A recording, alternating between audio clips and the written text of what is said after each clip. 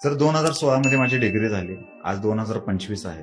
साधारणतः माझं शिक्षण कंप्लीट होऊन किंवा डिग्री कंप्लीट होऊन 9 वर्ष झाले. आता मला आयटी मध्ये जायचं आहे.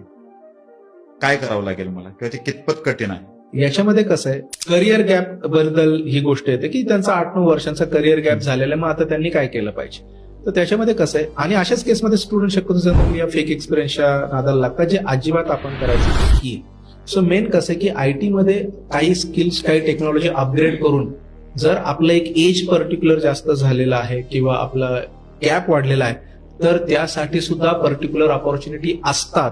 तिथे सुद्धा आपण आयटी मध्ये टेक्निकल इन्स्ट्रक्टर किंवा एक कॉर्पोरेट ट्रेनर, आणि ज्याला पॅकेज सुद्धा खूप चांगले असतात, ह्या जॉब प्रोफाईल सुद्धा आयटी मध्ये आहे. जर तुमचा करिअर गॅप जास्त आहे तर स्किल अपग्रेड करून आपण या प्रोफाईलसाठी पण जाऊ शकतो, आणि भरपूर चांगल्या ऑपॉर्च्युनिटीज आणि भरपूर पॅकेजेस सुद्धा चांगले त्या गोष्टींसाठी आहेत. फक्त एक पॉझिटिव्ह वेने आपण त्याच्याकडे पाहिलं पाहिजे.